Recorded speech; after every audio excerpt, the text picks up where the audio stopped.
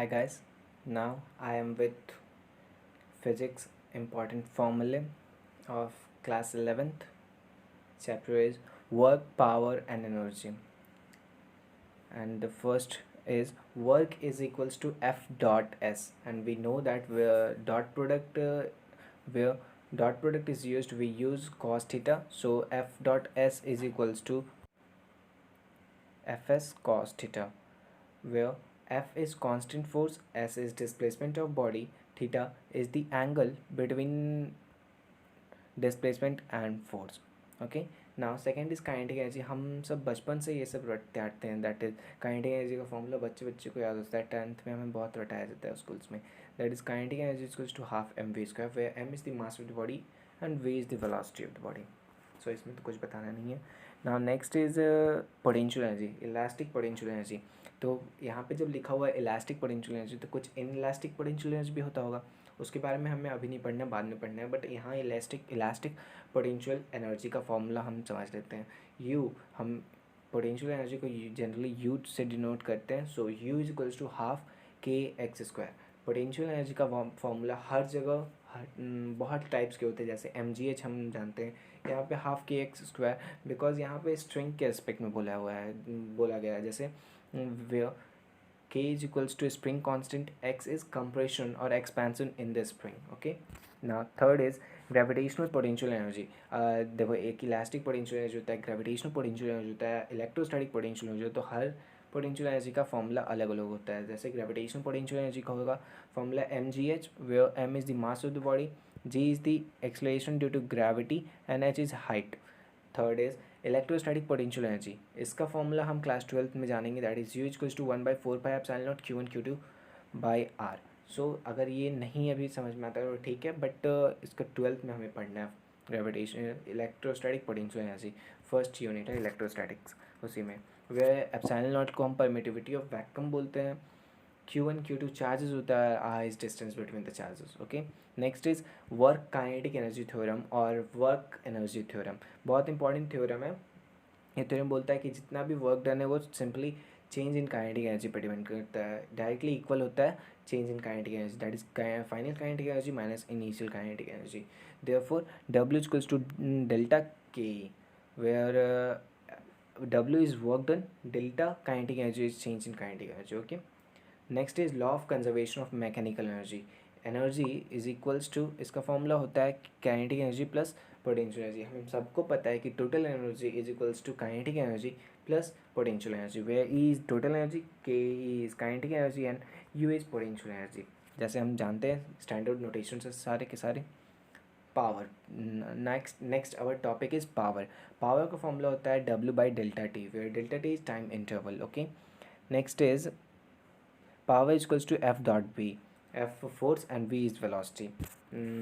And next 7 point is mass energy equivalence, that is E is equals to mc square. ये बहुत important और बहुत means famous formula है. Einstein का बहुत फेमस फार्मूला है. सबको बच्चे को अगर कुछ साइंस को अच्छा लगता है तो ये फार्मूला जरूर उसके मुंह पे होता है कि आइंस्टीन ने निकाला था E is equals to mc square. आज तक मुझे भी नहीं पता चला ये कौन सा फार्मूला है, कहाँ यूज़ होता है, पढ़े भी नहीं है इसके बारे में, बट यूज़ होता है. इसी चैप्टर में कहीं ना कहीं यूज़ तो हो गया. 8 में होता है collision. Collision is equals to m1u1 plus m2u2 is equals to m1v1 plus m2v2. यहाँ पे लीनियर मोमेंटम इज कंजर्व्ड. जहाँ लीनियर मोमेंटम कंजर्व होता है वहाँ पे हम ये फॉर्मूला का यूज़ करते हैं. That is m1u1 plus m2u2 is equals to m1v1. Okay, plus m2v2, where m1 and m2 are mass of the body which undergo collision.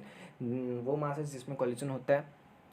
u1 is initial velocity, u2 is initial velocity of the body of mass m2, v1 is final velocity of body of mass m1 and v2 is final velocity of body of mass m2. Okay, ninth is elastic collision. Half m1 u1 square plus half m2 u2 square is equals to half of m1 u1 v1 square plus half of m2 v2 का whole square. यहाँ पे kinetic energy conserve है. जब collisions में हमारा linear momentum conserve होगा तो हम ये वाला फॉर्मूला यूज़ करेंगे. That is m1u1 plus m2u2 is equals to m1v1 plus m2v2. और जब काइनेटिक एनर्जी कंजर्व होगा तो हम ये वाला फॉर्मूला यूज़ करेंगे कि हमारा half of m1u1 square plus half of m2 u2 square is equals to half of m1 v1 square plus half of m2 v2 square.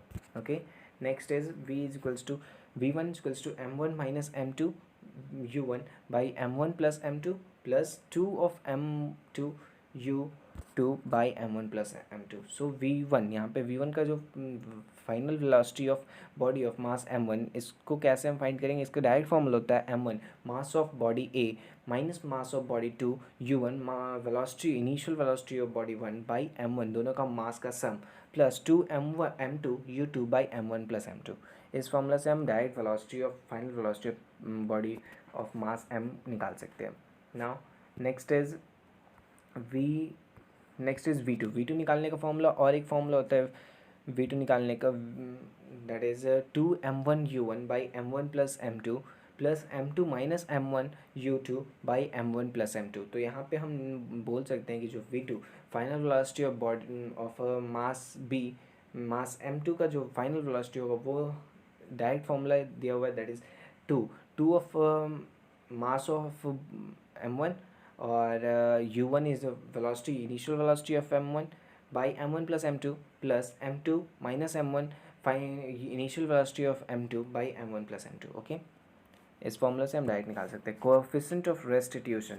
So 10th में दिया हुआ है कोएफिशिएंट ऑफ रेस्टिट्यूशन ई, जिसको हम ई से डिनोट करते हैं. उसका फॉर्मूला होता है v2 वेक्टर साइन. अगर किसी भी क्वांटिटी के ऊपर एरो लगा हुआ है तो वो डिनोट करता है कि वो वेक्टर है. वेक्टर मतलब उसको डायरेक्शन पे डिपेंड करता है. स्केलर होता है जो डायरेक्शन से इंडिपेंडेंट होता है, और वेक्टर वो चीज़ होता है जो डायरेक्शन पे डिपेंड करता है. मीन्स वेक्टर में मैग्नीट्यूड और डायरेक्शन दोनों होते हैं, और स्केलर में मैग्नीट्यूड सिर्फ ओनली एंड ओनली मैग्नीट्यूड होता है. सो अगर किसी भी क्वांटिटी के ऊपर एरो लगा हुआ है तो हमें समझ जाना है कि वो वेक्टर है. Okay, so E is equals to v2 minus v1 mod, जिसका मॉड लेंगे हम, और डिफरेंस का mod by v1 u1 minus u2 का mod. Okay, now come to elastic collision. Elastic collision क्या बोलता है? इलास्टिक कोलिजन इन